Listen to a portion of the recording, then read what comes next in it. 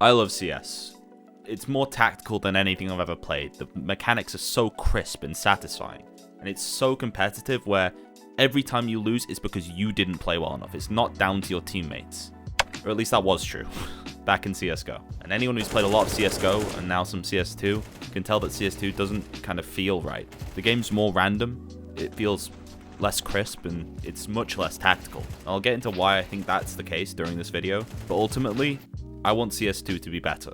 And for that to happen, I need to answer a single question. What exactly is wrong with CS2? Let's go through the problems with the game in exact terms and suggestions on how I would fix those problems. But by the end of the video, I will devolve into ranting and baseless speculation on why Valve have made the choices they have. There's going to be a central theme around my criticism, which is based, funnily enough, around the words of Gaben. Where you'd be sitting in a design review and somebody say, that's not realistic. And you're like, okay, what does that have to, like, explain to me why that's interesting, because in the real world, I have to write up lists of stuff I have to go to the grocery store to buy. And I've never thought to myself that realism is fun. I go play games to have fun. And so we had to come up with some notion of what fun was. We knew it was an ad hoc definition, and it was the degrees to which the game recognizes and responded to the player's choices and actions. The point I would make is, if I go up to a wall and shoot it, to me, it feels like the wall is ignoring me. I'm getting a narcissistic injury when the world is ignoring me. So it is like, to me, I was trying to convey to the user a sense of, yes, you were making choices. Yes, you were progressing, which meant the game had to acknowledge that back to you. If you shoot at a wall, there have to be decals. If you kill a bunch of Marines, the Marines have to run away from you, right? You have to have this sense of the game acknowledging and responding to the choices and actions and progressions that you've made. Otherwise, it loses any sort of impact. So in that clip, Gaben's talking about how reinforcement matters, how the game needs to be responsive to player actions. And my arguments for changes to CS2 will all center around that point, that responsiveness and reinforcement do matter. And all the biggest failings of CS2 are related in some way to how unresponsive the game can be. The movement feels floaty, and therefore unresponsive. The shooting in CS2 is much harder to tell when your bullets actually land, and therefore you're always later to respond to what's happening on your screen. The models are just more difficult to read, and if they're more difficult to read, they're more difficult to respond to. Even the grenade throwing is just more delayed than it was in CSGO. I'll go more in depth on each of those topics, and there are far more topics than that too, but generally the game is more unresponsive than CSGO. I'll get into it all, as in-depth as I can, with the best ideas I can come up with on how to fix each of the problems. And the first issue I want to talk about is the movement. The most common complaint about CS2 movement are the words floaty or heavy. To which I've seen people complain, oh, that doesn't mean anything, you need to give better feedback, blah blah blah blah blah. No, that is good enough feedback. I know it is. Players are not game developers. They don't understand the jargon. Anyone who's spent 5 minutes in a game development engine playing with physics can tell you exactly what heavy or floaty means. Heavy just means a slow acceleration value. Floaty just means a slow deceleration value. There's one more variable in this equation of movement, which is the initial velocity applied. So I had a theory that it takes longer to reach that 250 max velocity speed in CS2 than it does in CSGO. And it turns out I was wrong, kind of. But what I did find out is just as revealing as to why movement feels so heavy and floaty. So here's what I did. I went into CSGO, opened an empty offline server, put in this command, recorded the footage at 30 frames per second, then I noted down the velocity at each frame and put it on a graph. I repeated that whole thing for CS2 and did it all twice to get 2 datasets for each game. Is this perfect testing? No. Is it incredibly accurate? Not really. Is it good enough for my purposes? I think so I'm just going to go with it. So here's what I found out. The blue and the red is CS2 data, the orange and green is CSGO data, and the movement key was pressed on frame 2. First of all, my theory was kind of right. In CS2, you do reach max velocity 1 frame later than you do in CSGO, which is roughly 33 milliseconds. But I don't think that's the biggest problem that I spotted on this graph. It's not that significant to me. The most interesting point to me was that on the first frame when the movement key is pressed, the value called initial velocity, in CSGO, it's 36 velocity-ish. In CS2, the 2 values I got were 7 and 2, which is much lower than CSGO. Now that heavy feeling people have been talking about, here it is, that number.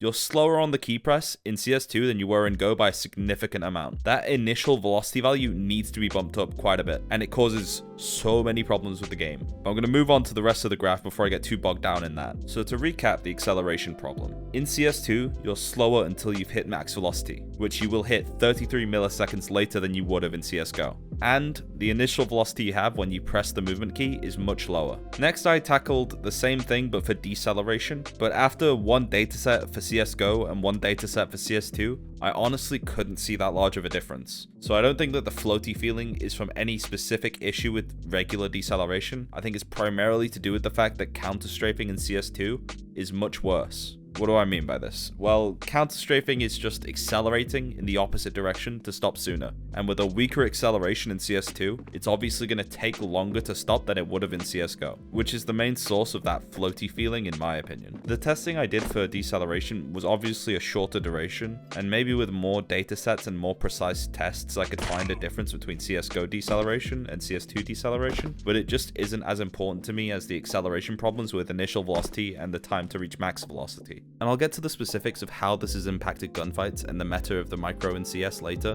because it's an all-encompassing large topic, but for now, this legendary play by Rops, where he's outplaying opponents with precise movements, choices of angles, pinpoint accuracy, it would just be completely impossible in CS2, and I think the game is worse off for it. The slow movement acceleration is such a huge problem I literally cannot understate it. It impacts 90% of the problems in the game. I'll go through them all, because I know that if you're not playing the game at high level, it might be hard to see. But to wrap up on how I would fix this problem, it's simple. Just up the values for initial velocity, acceleration, and deceleration. Look, I went in an empty server and messed around with the SV accelerate value, put it up slightly from 5.5, which is the default, to 6. It already feels a bit better. It's not perfect because I don't know how to change that initial velocity applied value, which is probably a big part of the problem. And 6 is probably slightly too high, but you get my point. Give me a few hours and a couple PCs, one with CSGO loaded and one with CS2 loaded, and just alter the values of initial velocity applied and acceleration and deceleration in CS2 until it feels as close as possible to CSGO. This problem really shouldn't be that difficult to fix. Now before people go in the comments, but that would change nades and a million other things and blah blah blah blah, I don't care. We will relearn the nades, bugs can be fixed, it will be fine. What I do care about is the movement being good. And going back to that Gabe clip from before, I care about the game being responsive to my actions. In CS2, the slow movement means that it always takes a moment longer than it did in Go to do anything, and it feels so much worse when you're just running around the map.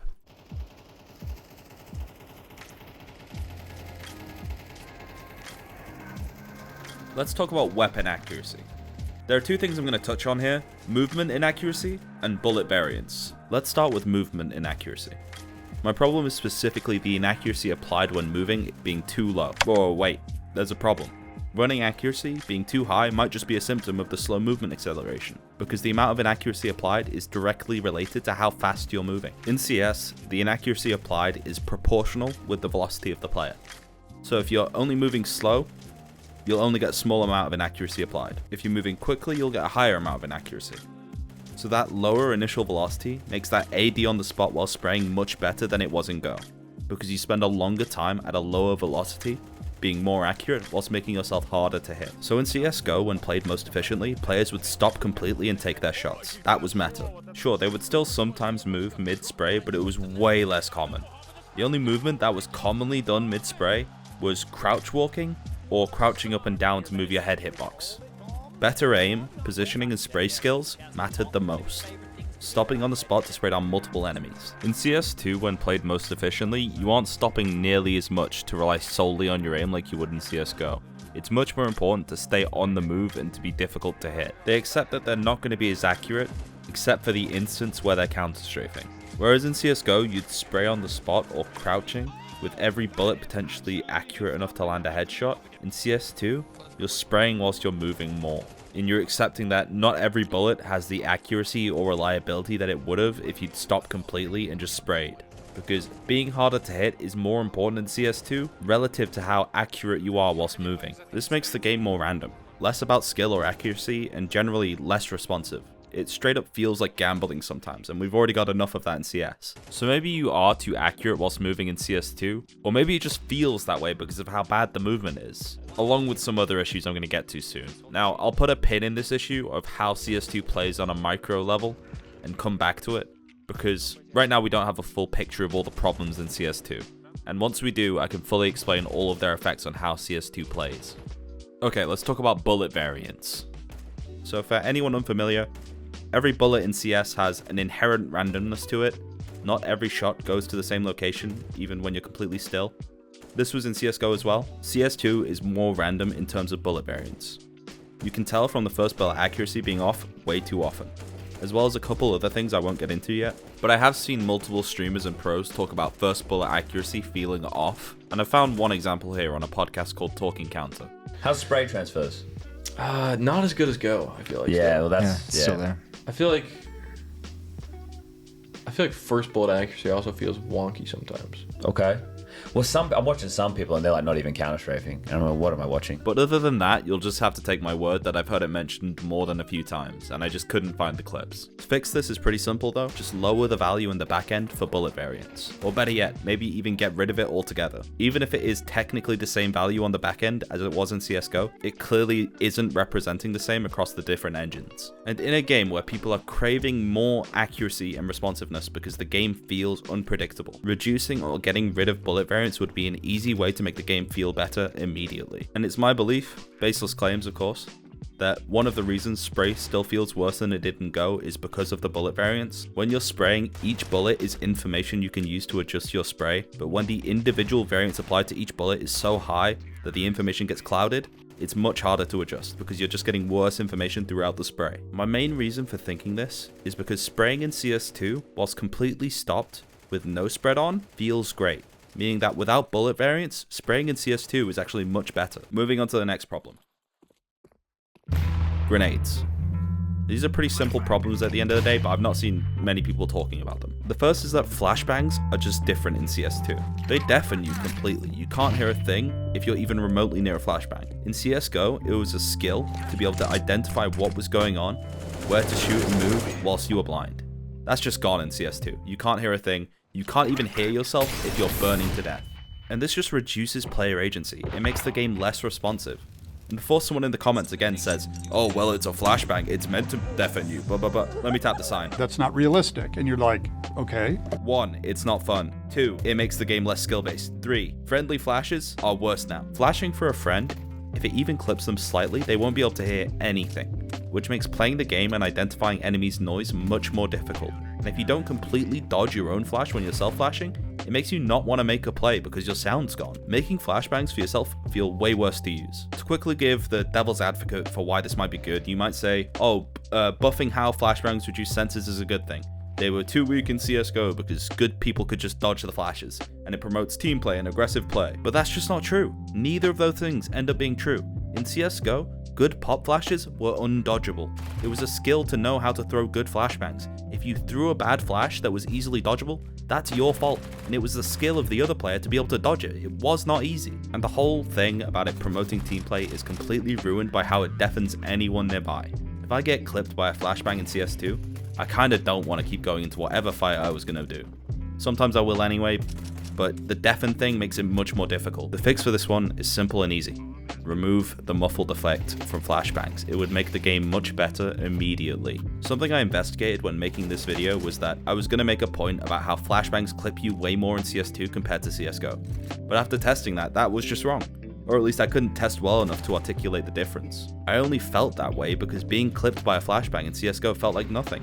But in CS2 it deafens you, which just feels like a gut punch. So when I was researching flashbangs for this part of the video, I found this Substack article which shows data that flashbangs are used less in CS2. And I think the reason for this is because getting deafened just generally makes the game unplayable, which makes me believe my conclusion that deafening players is such a huge problem that really does need to be fixed. The next problem with grenades is to do with how they're thrown. This isn't something I've seen other people complain about, but it does feel so much worse in my opinion, and it's so needlessly so. In CS2, there's always a delay before a grenade leaves your hand. This is so the game can check if you did a jump throw, and then make the grenade leave your hand at the same point in the jump consistently. This was Valve's idea to remove jump throw binds, but there's one huge problem with that. it doesn't feel as good to throw them. The grenade throw is delayed, less responsive. It ends up feeling like you throw it from inside of your own chest. And just to make sure that the problem was a delay and not something I hadn't considered, I tested the difference in a rough manner, just to make sure I wasn't like imagining it. And it takes somewhere between 60 and 90 milliseconds longer on CS2 from the moment you release the mouse to when the grenade will appear on your screen. Those numbers are like extremely rough and not exact in any way. I could get a more accurate number if I recorded the footage a bit faster and I did more data samples, but it's really not important. What is important is that the delay is there and it feels really bad to play with. Throwing a grenade is something I do about 30 times a game, so I do think it's a big deal. The fix? Remove the delay from grenades being thrown. Just add back the jump throw bind. I loved it, it was a great addition to the game. Now to play the devil's advocate for why this would be a bad thing, I'm not really sure. Something about it being a skill check that I've never failed, making the game more skill-based. Yeah, I don't really agree with this line of thinking at all. I miss lineups because I forget them, not because I failed the stupid jump throw timing grunt thing. If the game should feel worse to make it more skill-based, why not add in a requirement to solve a maths equation before you get to leave spawn? Would it be fun? No. Would it make sense? No. Would it be more skill-based? Yes, it would. That's how that argument seems really dumb to me. But maybe I'm just not seeing it clearly. The only other argument I can think of as to why the grenade shouldn't have a jump throw bind is it's harder for new players, I guess, or at least it gives an advantage to the advanced players that know how to use it. Well, new players don't know any jump throw lineups anyway, and why is rewarding skill a bad thing? It's still skill-based, just in a different way that's fun. Not a stupid time your jump throw in the easiest minigame ever way, in a learn your lineups, get good at understanding grenade trajectories kind of way. And also, this might be hard to explain, but throwing grenades and jumping with the same key, which is separate from your original jump key, makes for a lot more mechanical freedom, because the fact that it releases the grenade instantly when you press the jump throw bind instead of having to release a button press is key here. It's more responsive to press a button to throw a grenade rather than to release a button to throw a grenade, so it feels much better. You can instantly start moving your crosshair or player model after you've pressed your jump throw bind in CSGO. It makes you able to jump throw grenades and have fluid movements at the same time, which rewards players who are fluid in their actions between grenade throws. Whereas in CS2, there's that delay I mentioned. So throwing grenades not only takes longer, it prevents you from doing anything else for longer too. And that feeling of grenades taking longer to throw is made worse by, you guessed it, the slow movement. Because after you throw a grenade, getting moving again just takes longer than it would have in CSGO. I really do think this is an important thing to fix. Even if it seems minor to most people, I can see how this wouldn't bother 90% of the player base, but for nerds like me who like playing this game a lot, this is something that makes the game feel much worse. And that's just on the micro level of it feeling bad to throw them. The last point to make on this is that CS2 is less tactical because of things like this. Grenades are the basis of tactics in CS. That 100 millisecond delay for each grenade throw is significant. Making them take an extra 100 milliseconds to throw is a nerf that punishes tactics and promotes brainless wide swinging.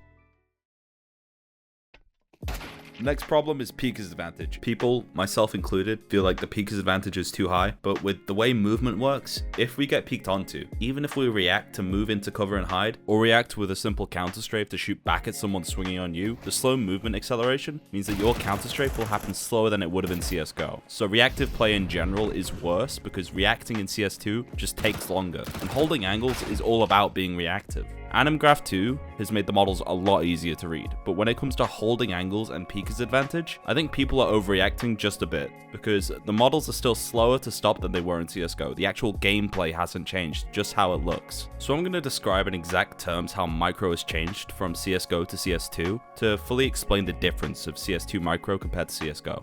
And I think the best way to do that is to go through the meta differences and reverse engineer them. I'm going to go over peaks, spray downs, and tight peaks. Starting with peeking and holding angles, you would get peeked, and if everyone had good ping, they'd counter strafe and try and shoot you. They'd fully stop and you'd have to shoot a stationary target. Predicting where they were going to peek you exactly with good crosshair placement was really important. I mean, look at this clip where I get owned because my crosshair placement was just slightly off. I still get a chance to shoot, I should have hit the shot. It was a fair engagement where better aim won the gunfight. Now, let's look at CS2, where you have to either jiggle on the spot constantly, or just look for timings and hide. You have to be constantly moving generally, because your opponent doesn't need to stop fully to shoot you, making holding angles in CS2 way weaker. The difference that causes this is because of that initial velocity applied on the first key press being so much lower. The crux of it comes down to the fact that CS2 is about constantly moving. So CS2 is all about staying moving, where the person running always has the advantage. Moving on though, CS2 has many less spray downs, because in CSGO you stop on the spot, crouch walk, and spray your whole mag. This works because anyone who stops and counter-strafes to shoot at you is at a disadvantage. They become a still target, and anyone who is moving and making themselves difficult to hit can't shoot back at you accurately. Compare that to CS2, where everyone's going to be moving like crazy and still shooting back. Spraying down 4 people who don't move versus 4 people ADing on the spot, crouching, bobbing up and down. I think it's obvious which is easier. The last thing to touch on here is about tight peaks. So tight peaks in CS2 aren't viable at all, not really. Tight peaks are something in CSGO that required tight mechanics and precise spatial thinking for perfect crosshair placement. I think of Nico, I think of Robs, who mastered this. If you tight peak in CSGO, you can go from a high velocity to a velocity of 0 almost instantly, making tight peaks very effective if you have the aim and crosshair placement to back them up. Quick side note, tight peak was the AWP's bread and butter in CSGO, and I think it's a big part of why the AWP is worse now in CS2. If you tight peak in CS2, you go from a high velocity to 0 velocity comparatively slowly, so those tight peaks aren't very quick, and you'll just be an easy target compared to a wide swing, or even compared to someone who holds angles whilst jiggling. Now, to summarize all of what I just said about micro, initial velocity being lower is bad and makes moving and run and gun way too effective in CS2, and it's the main reason for CS2's differences at the micro level. A simple value change to the initial velocity, and CS2 will feel incredible. I am convinced of this. It is the single most important thing I've brought up in this video. If Valve only fix one thing I bring up, I hope to God that it's this.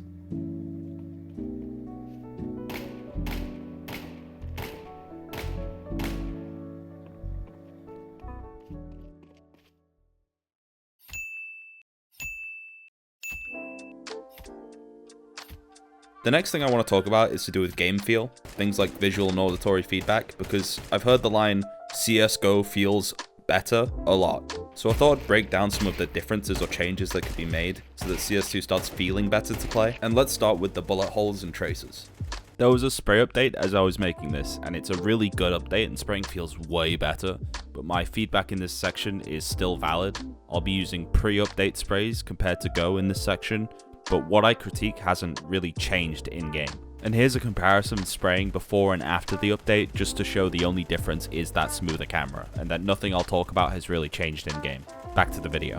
CS2 is a very bright game compared to CSGO, which is cool. I was boosting vibrance and brightness in CSGO anyway, but the problem is that traces aren't brighter in CS2 compared to CSGO. They're about the same, so they end up looking invisible sometimes, fading into the brighter backgrounds.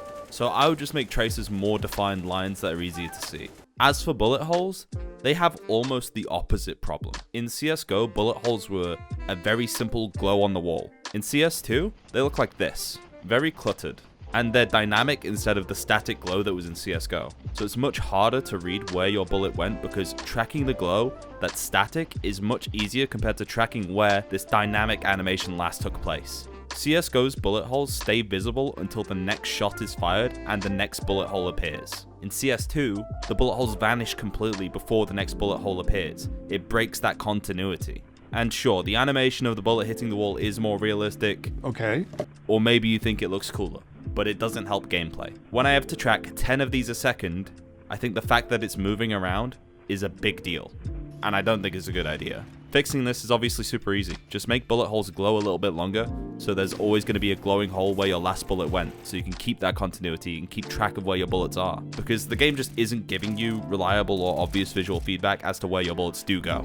And honestly, just get rid of that animation. Just make it a glowy hole. That worked perfectly. Maybe just making the bullet hole last longer will be enough and the animation won't be that much of a distraction, but I don't think the animation is good for gameplay and I'd rather see it gone because to me it's just visual clutter. So, I went into aimbots and I shot some bots. I did it in CSGO and CS2 and here's what I noticed. To get it out of the way, there's nothing wrong with headshots. Those are fine. And that thud noise when you get a kill, sure, that works. As for what doesn't work, let's start with blood for the blood god. In CS2, the blood effects are just scuffed, there's no other way of saying it. To start with, the blood is completely non-specific. It doesn't tell you where you hit them at all, really. No matter where you do hit them, the blood will just spray out in a random direction in a vaguely similar place to where you shot them. Okay, well how was it in CSGO? So in CSGO, the blood effect came out of the bullet hole, shockingly. And not only did the blood come out of the bullet hole, specifically where you shot them, more also came out. And it was a much clearer and darker color that contrasted the surroundings. And it also lingered in the air for a moment, so whenever you shot someone, you know exactly where, because the blood would linger in the air in the spot that you hit them. Fixing this isn't as easy as changing some values like it would be for movement, grenades, and a bunch of other things I mentioned, but it's still not a very difficult task, I don't think. Fixing this should be easy enough. Just make the blood darker, increase the amount that appears, make it linger in the air when you shoot, and make it come out of the bullet hole rather than shooting off in a random direction from somewhere on the model's body. This is simple stuff that I almost feel stupid saying out loud. Next thing is to tackle the sounds. So CS2 has different sounds for hitting someone, and for just firing when you don't hit someone. It's also mixed slightly differently. Let's just compare real quick. Here's bodying someone with armor in CSGO, and here's bodying someone with armor in CS2.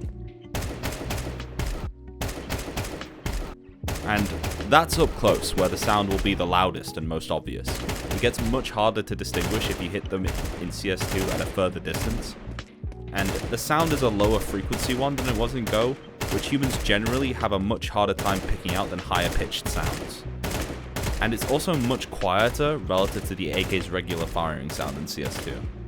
This is a mixing problem and a pitch problem. The sound for hitting someone needs to be pitched up so it's higher pitch, and the mixing needs to change so it's louder relative to the sound of the AK. Next up, I want to talk about the big green, which is significantly worse in CS2, which is something everyone seems to agree on, but no one really gets into the why very often. So let's list some of the reasons. Blood lingering in the air in CSGO is probably one of the reasons why AWPing feels worse in CS2, because if you shoot someone with the AWP, you won't get that instant feedback of blood appearing where you shot, which you did get in CSGO, so it can be hard to tell when you've legged someone.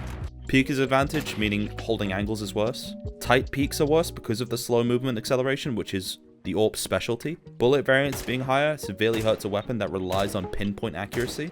Models are harder to hit in CS2, which severely hurts the single shot of the AWP. Netcode being worse makes gap or pixel angle shots much more difficult to hit. Repositioning after a shot is much slower because of the movement acceleration, meaning if you miss, you're probably dead. And way more reasons I probably haven't considered. You know, things like MR12 or the economy or the general meta of the game. So it's pretty safe to say the AWP is much worse than it was in Go. Which is a damn shame, because I love the AWP. It's iconic. I love AWPing. Just not in CS2. I love it in CSGO. So how do we fix it?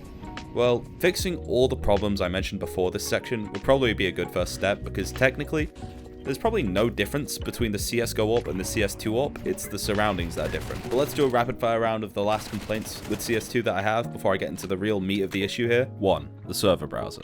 It should really be in-game, and bonus points if it has a function where you can search by game mode, something similar to what's in Gary's mod. 2. Content. In this article, you said that Source 2 would help you support CS for years to come, and that you plan to reintroduce popular game modes back into the game. Man, it's been 3 years, and I agree that core gameplay is more important, but the rate of improvement on that core gameplay is not nearly fast enough in my opinion. My point is just that this rate of improvement is just so incredibly slow. 3. Skins look worse because of the brightness of the game. They end up looking washed out. This is admittedly a self-serving point because I just want my Nightwish to look better like it did in CSGO. All you'd need to do is just add a filter that boosts the contrast on weapons slightly. You can even make it a toggleable option in the settings, for people who prefer to not have it. And screw it, go the whole 9 and add a toggleable slider that lets people adjust the contrast on their skins. 4. Loadout. Why not just make it bigger? Not being able to equip the auto sniper in 1 out of 100 games that I would have used it in makes the game less fun for no reason. Why limit gun choices? I don't see how that makes the game more fun. That's all my feedback, and it might sound like I hate CS2, and I don't. I really don't. It's still probably like a top 10 game that I've ever played. I have fun playing it most of the time, just not as much as when I played CSGO. Okay, time for the rant. Just to be clear, I'm ranting about actions and decisions, not people. So screw it, let's get this over with. Going through this video, figuring out the problems with this game, none of my conclusions were difficult to come to. None of them rested on extreme testing or intricate problem solving. You can argue that I relied on my 5,000 hours playing the game and more watching the pro scene, but I was just solving game development problems here. Something I have a bit of experience in, but not even close to the amount that a Valve dev should have. Finding the problems were easy. I just did the actions in both games and compared. 90% of the fixes for the problems were changing a value in the back end, and the last 10% that weren't massively work intensive either. At least not 3 years of work intensive. So why weren't these things fixed? I can't believe Valve devs are just too stupid to fix them. I can't believe that. And I also can't believe there just isn't enough people working on it. That doesn't make any sense either. So what? There's only one conclusion I logically came to, and I don't like it. It's that this is how they think the game should be. with floaty movement, with delayed nades, with less customization, that's less tactical and more run and gun. That's the only conclusion I can possibly come to. They like the run and gun, the aspect we used to make fun of. It was a literal joke in the CS community, and now it's just how the game is. If there's a different reason why movement, shooting, and holding angles still have such massive problems, I would very much like to know it, because currently I have to assume they have some strange idea of how CS should be, something that's more aggressive, less tactical, and more noob friendly. And you know what, maybe that would be fine. There's nothing wrong with making a different kind of game to CSGO if CS2 was a separate game, but it's not. It's a replacement that has removed CSGO. There aren't any CSGO MM servers anymore. I know it's free to play now, but I bought CSGO. Don't give me a different game to what I purchased. Let's tackle the more controversial sides. And no, I don't mean cheaters. Whilst the game does have a lot of cheaters, I don't have any way to fix the cheating problem, so I don't personally have anything to say about them. I'm sure Valve knows cheating is a big problem, and they'll just work on it eventually. What I want to talk about is tick rate. So sub-tick is not the issue as far as I can tell. It gets a lot of shit, but that's mainly because of the marketing and the insane perception that it's enough to replace 128 tick, which it clearly isn't. Let me explain what I understand sub-tick to be, so you can understand where I'm coming from. And take this with a grain of salt, because whilst I do have a decent amount of programming experience, I only have a cursory understanding of netcode, and I've never actually written netcode before. So sub-tick, as I understand it, informs the server at what point in between ticks an action occurred. Then on each tick, it retcons the game state to make it so that action had have occurred on that state in between ticks. So it is very much not beyond the tick rate. It never could be, because every server works on ticks, so it's still a 64 tick server at the end of the day. The game can only give you responses to the game state 64 times a second. No matter what you do, you'll get responses at half the rate you would have in a 128 tick server. And funnily enough, Valve agree with me that 64 tick isn't sufficient. I know they do. That's why they made damage prediction, so it could theoretically respond quicker than the server would allow. The denial of 128 tick feels like a multi-year long joke at this point, and no, damage prediction does not work, even in perfect conditions where both people have good ping, and I've thoroughly tried it, so trust me on this. It just adds an element of unreliability and unresponsiveness to the game, because you can take an extra half second on every kill, continue in spraying, because you aren't sure if you landed a headshot. You end up feeling like you're just up against Ultra Instinct Goku teleporting mid-gunfight. So, if Valve knows that 64 tick isn't enough, why? Why deny it from us? Right, look at this clip. This is really telling, I think, as to what the Valve devs think about this whole thing. This is a guy who's talked to the Valve devs. Why can't we have 128 tick sub-tick servers, guys? Like, because I was thinking about it. If I was still a player at the top level and not like talking to Valve and being understanding to why they make those changes, I'd be pretty miffed about it. Because like, it doesn't, we had for the longest time, we had 128 tick servers. And then they've gone, okay, well, we don't want the player at home in matchmaking to have a different experience to what they're having on the highest level when they brought out CS2. And like one of the factors there was obviously like nades. But you had players like, if you're playing Counter-Strike all the time as your profession, you could literally tell the difference between spraying your gun on 64 tick versus 128 tick, or like movement, right? Like you can tell. And it's like now we don't have a choice, because like I think Faceit made 128 tick sub-tick servers in the start, and Valve said fuck off, right? I don't know. That's obviously not what they said, but you know they didn't like the fact that Faceit did that, and then we've kind of just accepted it because we don't have a choice. Like Valve are just enforcing it, and they'll go from the angle of but the majority of our users can't have 128 tick servers because their PCs are dog shit. But it's like 10 years ago, that statement. So. But that probably still is true. It probably still is true when you're talking like 1.8 million players. Like most of them don't. Do we even think like 128? Does that even make a difference on the? I don't think that makes a difference on the performance. Well, I don't know, but that's the reason they'd go for, right? But here's the thing: it's like, why? When we think about this, Counter-Strike over the longest period of time, from its infancy, it was a modification, and then only since CSGO came out was there ever like something built into the game that people could like play as matchmaking. Before that, if you wanted to play, you'd play like community servers. Everything was a community server in Source, and everything was a community server in 1.6 and CZ. Only with CSGO did that change, and then now we're at like the top end of Counter-Strike, and they've come in and they've done a lot for the scene, right? Like obviously the majors and the sticker money and everything like that, it really helps an awful lot, but why at the top end can we not have 128 tick sub-tick servers? Like why can't we have that? Like I don't care what the guy that plays matchmaking on a Friday night with his friends is playing on. I don't give a single fuck. Like we're talking high-end elite tier Counter-Strike. I want to play on what's the best, and if we can actually do it and we can play matches on LAN or on Faceit or whatever, why are we suffering and having a worse experience because some guy plays on a fucking Pentium 4. That's a second-hand source, so take it with a grain of salt, obviously. And whilst it feels kind of bad getting all my information on Valve's intentions from Sponge, who isn't Valve and obviously doesn't speak for them, I have literally nowhere else to get information on Valve's thoughts from. So I'm just going to go with what Sponge says here. So there are 2 reasons mentioned in that clip. Maybe Valve have more reasons. I'll never know because I'm working with incomplete information, but let's tackle both the reasons that are given. 1. The PCs are just too bad to handle 128-tick servers in CS2. Okay, but that's not a reason to deny it from the pro scene or from Faceit. I'm sorry, but if you really cared about PC performance being too low on CS2, I want to promise you that it's just been much worse in CS2 this whole time anyway. Stuttering and much lower FPS have been a consistent problem for people in CS2 compared to Go. So we have that problem anyway. It's not a real reason to ban tick rate changing outright, because a large portion of the player base have PCs good enough to run 128-tick servers, as far as my limited knowledge of this problem goes. Which brings me to the other reason. You don't want to give a different experience to the player at home compared to the highest level? I have a lot to say on this one. Let's start with the connection between those 2 points, right? If you're playing a pug on Valve servers, you are never going to have the same gameplay experience no matter what rank you are playing. The pro game is fundamentally different. Set roles, the mechanical flaw, which plays work, even the attitudes of the people in the server. It is not the same game. Even pugs containing 10 of the best players in the world is not the same as a top tier pro match. So the idea that the only thing stopping someone who runs the game at 60 FPS from having the same gameplay experience would have been the tick rate difference causing slight differences in nades or occasional FPS stutters because their PC can't handle 128 tick, that's just ridiculous. And no, the noob at home is not watching Zyru throw a smoke and then copying it. I've been playing CS since 2018, and even at level 10 Faceit, people still don't know basic smokes. People being unable to learn smokes because of tick rate differences is not a major problem. Shitty gunplay and unresponsive fights is a major problem. Genuinely, I must be missing something, because sacrificing gunplay so Timmy at home can learn a stairs smoke from watching a pro game, that is an insane choice to make.